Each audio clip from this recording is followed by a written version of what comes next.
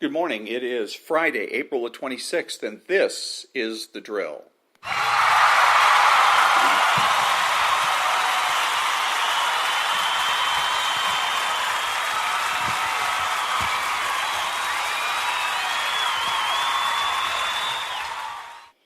And thank you very much. This is Ron, your host, one of only two true conservatives in the United States of America today, the other one being President Donald Trump, because we're the only ones that make the presumption for the status quo, speaking to all the butchers, bakers, and candlestick makers.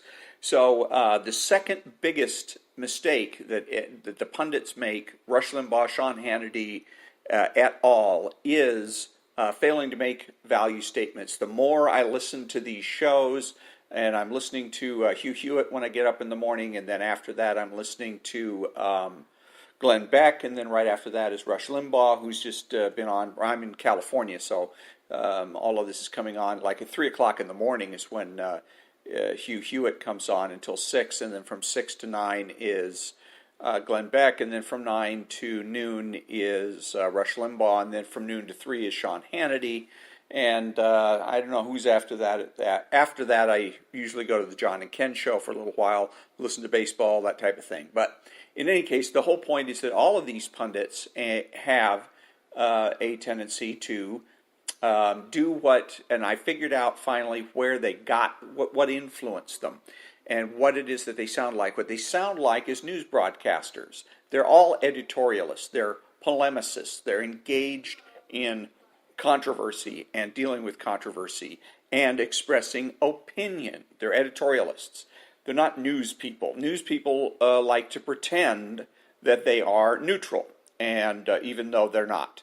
And this has been a trend in the news business for a long time, where the news people, news stations, usually television, brag about how they give you the facts and let you decide. And so what they're doing there is called moral value relativism. They're smuggling it into your psyche. They're basically saying that we're not going to make any moral judgments, we're not going to make any ethical judgments, we're just going to present everything as neutral and leave it to you to decide. So what is it you're going to decide is right or wrong in any given situation? More than likely, you're not. You are, or if you do, you're less likely to do anything about it. And this is where Rush Limbaugh, Sean Hannity, and Glenn Beck, all of them, and particularly Glenn Beck that I was listening to this morning, and they were talking about the guest host was talking about on Hugh Hewitt's show about Joe Biden, and same thing. They just talked about it as though they had a neutral standpoint on this. And if you do, then why bother? You're an editorialist and you have no particular opinion about something. Don't talk about it. Don't waste everybody's time talking about something you have no opinion on. So they're talking about, or at least, if you can't express an opinion on whether or not you personally or conservatives should feel a particular way about it or think a particular way, maybe you want to talk about how the Democrats should view this particular thing, but they don't. They do it like almost like it's a horse race. It's very clinical and very it has no values in it. There's no should statements. This is what you should do. You should vote for him. You should like him. You should hate him. He's no good for the Democrat Party, or he's no good for the country. Don't vote for him. Kind of a situation. My feeling on him right now is that I don't care, because he's running for the Democrat national, for the nomination. So it's up to the Democrats to decide whether or not he's going to be their nominee. So in about 15 months, if he becomes their nominee, then I will bother to form an opinion about what I think about him as a candidate for President of the United States, and whether or not I should or anyone else should vote for him for that matter. But the point is that, again, if we're going to, socialism is going to be destroyed in this country, it has to be done retail. It has to be done by you and me. It's not going to be done by the pundits. It's not going to be done by the politicians in this country. You and I are going to have to do it. We're going to have to do it in dealing with the people we deal with every day. All conservatives have a whole bunch of liberals in their midst, their family, their friends, their coworkers.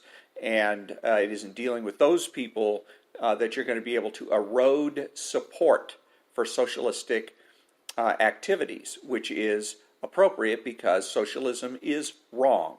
It's bad. It's bad for the entire world. It's bad for the United States of America. And so that's the way that socialism is going to have to be defeated. You've got to be able to deal with it, in relationship to the people that you live with and work with each and every day. And you need to do that in large part by making value judgments. They're going to tell you, of course, don't judge, don't judge. You need to insist upon judging. I touched on this yesterday, but you can't overemphasize this. If we have no values, and the only values we know we have is those that which we express, which we are able to talk about. And if we're not able to talk about them with the left, those people who are lefties, if we have friends of ours that are conservative, there's a definite time, because it could be a situation where it's uncomfortable to have to get into, this is what should happen, this is what you should do, or this is what people should think when you're dealing with somebody on the left, knowing that you're more than likely going to get not only an argument, but you may very well end up getting a very violent or nasty argument out of the person. So if you're talking to a fellow conservative, then it's, again, that's what you should do, is make sure that when you're talking about things, express a value statement. Or at the very least, if you don't have an opinion, come out and say so. I don't know about Joe Biden and whether or not he's going to be somebody that the Democrats should vote for or should nominate, for instance. So the number one mistake that the pundits are making is dealing with arbitrary statements. And it's wrong to do it, because to give credibility to arbitrary statements and make comments on them, because, number one, you make yourself look bad. For the pundits, they're also making their followers look bad. And number two is you're giving power to the people that are making arbitrary statements. If somebody walks up and calls you a racist and you start defending yourself immediately when they don't even bother to produce any evidence of this racism, again, you're empowering them and making yourself look bad at the same time. And the second biggest mistake that the pundits are making is not making value statements, particularly where it comes easy ones, like when they're talking about socialism, and they'll talk about socialism in a very clinical way. Glenn Beck was doing it this morning and talking about how we are. Oh, he was talking about a book in which it was something about socialism through the eyes of the dead, a book that was written apparently by a guy that was a communist leader in Czechoslovakia, and how it is that he got Czechoslovakia to change from becoming, because right after World War II, Czechoslovakia was on its way to being a capitalist country, and that the leaders of that country had come to the United States or been in the United States and went back to Czechoslovakia to model the state on the economic model of the United States, to be capitalistic. And good thing. That's a good thing. People are going to prosper and be happy and be independent. And so apparently a communist or several communists went ahead and made sure that changed, and were able to institute a communist regime. Bad thing, of course, and basically screwed up the economy and the lives of the Czechs and Slovaks. And so anyways, is in this book, he's talking about this and how that the socialism, and then it's coming here, that there's apparently 3 steps towards turning an economy from a capitalistic into a communistic system. And he doesn't bother to say, and this is bad, this is wrong. Socialism is, and I haven't, as a matter of fact, I'm as guilty of it, I suppose, as anybody else, that too many times that I'll talk about socialism and I won't come out and say, and it's wrong, it's bad, It's bad for the United States of America. It's bad for the world at large. So again, there's no respect for the no respect for individual rights, no respect for individual liberties. Also, the biggest problem with socialism, and the biggest reason that it's wrong, is that there is no blueprint for leading. That socialism and slash communism are ideas for gaining power, for conducting a revolution and getting into power. The big mistakes that they make, the things that they're doing wrong, is in when they get in power. It always devolves into a cult of personality. When you had the Soviet Union, it really wasn't a Soviet Union at all. It was Stalin first. It was a Stalinism, and then after that was Brezhnevism, and after that, whatever new leader came up on the scene, and the last one was, or one of the last ones was Gorbachev. It becomes a Gorbachevism. And what you had in Cuba wasn't socialism or communism, it was Castroism.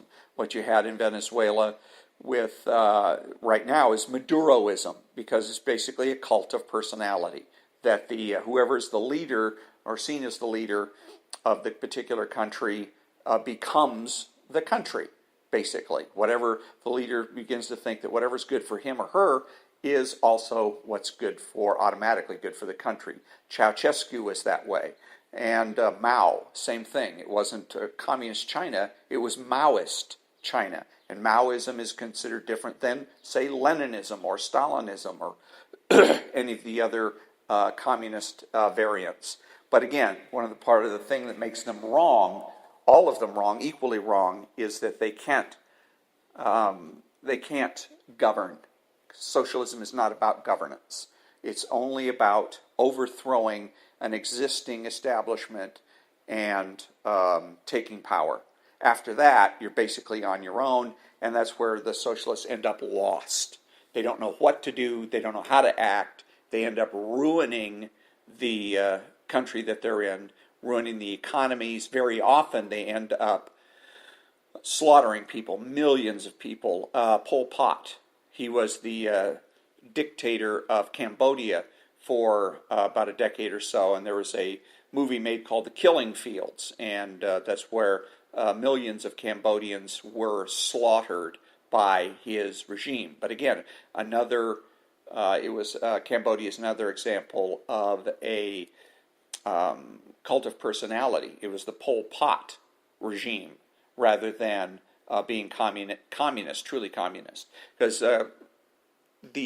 Marx envisioned socialistically or communistically that when the whole world becomes communist, you have the worldwide revolution, that there will be some sort of rudimentary government, but that eventually that government will wither away, and basically what you're left with is anarchy. People will just do as they see fit, trade peacefully amongst themselves for the rest of their lives. So that's the ultimate socialist paradise. But you don't get that again today, because again there's no blueprint for leadership. So the people that end up getting into power just kind of make it up as they go along.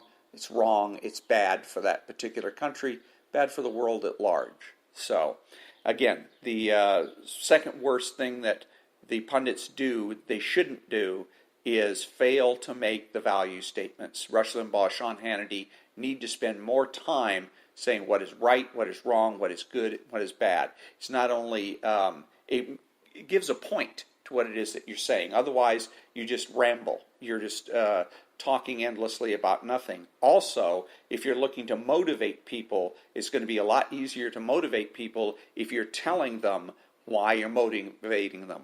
I'm motivating you because what's going on here is wrong, and what we need to do is change it to what is right. This is what's right, this is what's wrong, this is what we need to do to change things from wrong to right. And that at this time brings me to the conclusion of another episode of The Drill, and until next time, thank you very much for listening, and have a great day.